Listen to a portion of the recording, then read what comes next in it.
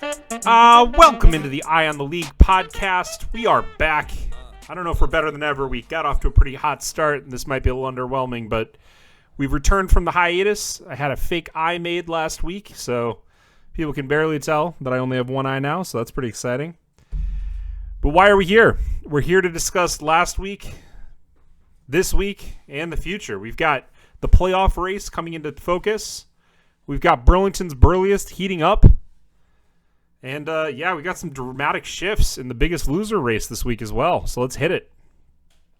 So let's start right off top with Burlington's Burliest. You guys know the team. You love the team. And my team has come through with another 200-plus point performance. First team this year to have back-to-back 200-point performances. Watch out, guys. Heating up. And guaranteed a playoff spot. There are 4 of us now that are guaranteed a place in the playoffs now.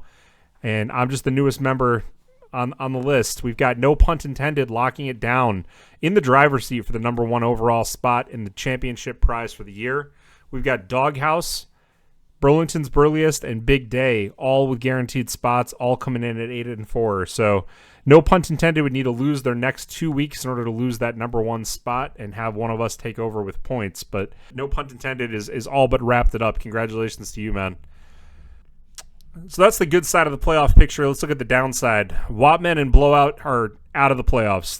They have no hope. You guys are done. Hope you guys had fun this year. Not playing for anything at this point.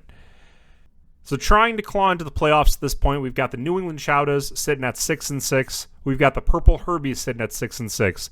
These 2 teams are in the driver's seat. You guys have the spots right now, and they're going to be hard to pry away. Chomping at the bit right behind is Coach Klein with a 5-7 record. The problem for Coach Klein, you haven't put up many points this year. I mean, you have 1,620 points, and you're at least 100 points behind both these teams. So you're going to need some massive performances and at least 1 loss ahead of you in order to come back. Not impossible, but not looking good. And then with just an outside chance is Tag Sale, whose sale did not work that well. You started the selling process way too late. I mean, trade deadline was November 16th, and I think you tried to start selling on like November 15th. I like the graphic, really well done on a marketing perspective, but the execution, ugh.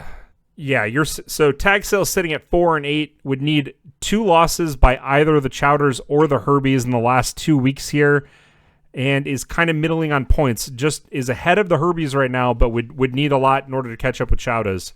So it looks like we might actually have our playoff picture. But, hey, there's still 2 weeks to play for here, and anything can happen.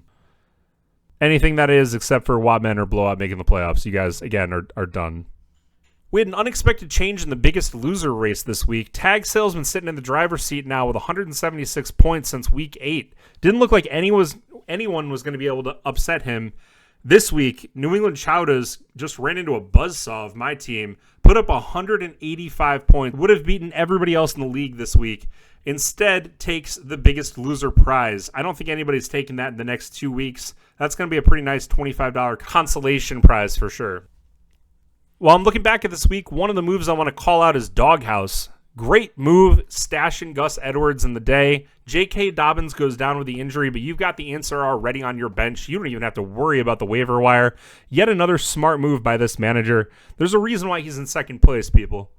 All right, quick look ahead to the matchups this week. We've got Burlington's Burliest versus the Purple Herbies. I'll do what I can to help you other teams out by taking down the Purple Herbies.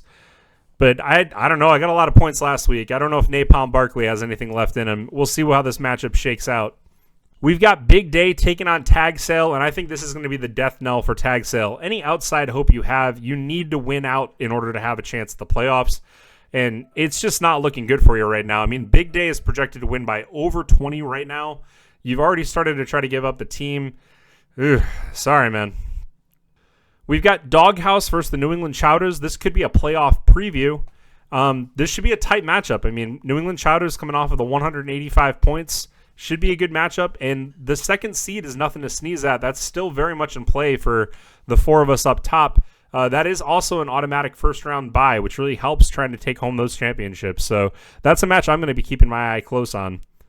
We've got, no pun intended, taking on Coach Klein. Coach, you've got the only realistic shot of really breaking into the playoffs, but you're going to have a real uphill road here. You've got to take down the number 1 seed, and no pun intended, this week, and then you're going to go against Big Day to finish off the season.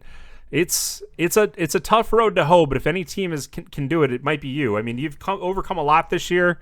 This is just kind of the final hurdle in order to try to make the playoffs. Reminder to everybody, there's no incentive to try to tank here because I do randomize the bottom 4 picks. You don't guarantee yourself a first overall pick by finishing last. So let's try to play out this year to the best of your ability. And then in a match that nobody really cares about, Blowouts taking on Watmen. Good luck, guys. All right, guys, I'm retiring the power rankings. I think the playoffs are motivation enough for everybody to keep trying hard. I think I actually did pretty well with them this week. If you look at the final standings, everybody's about where I had them, despite many call-outs from many individuals. Purple Herbies, you gave me a lot of flack, and you're barely in the playoffs. Coach Klein, you wanted to be higher. I don't think you're going to make it. Tag Sale, you really gave me gruff. You're not making the playoffs, I don't think. Overall, I think I had the teams pretty well figured out. Blowout, you were a disappointment. I expected more from you. You gave up, though. But that happens. All right, as we end today's show, it's a short one this week. It's been fun doing this for you guys. I hope everybody has a good Thanksgiving. Let's go out with the wise words of Coach Bill Belichick. He once said, a lot of performance is based on confidence, knowing what you're doing and being familiar, and not thinking too much and trying to play at a confident game speed. I hope everybody has their confidence at this point. I hope you're not thinking too much, and I hope you just enjoy the game. Peace. Stepped into the building, changes swinging on my neck, gold rings on my fingers, something on my wrist, tucked into my waist, still see me with a clip. Big glass of the Bombay, take a little sip like vintage sticks, still blast from the bars. Gold rings click when I burst in the club. Just stepped into the building, show a little face, and I'm back on the road like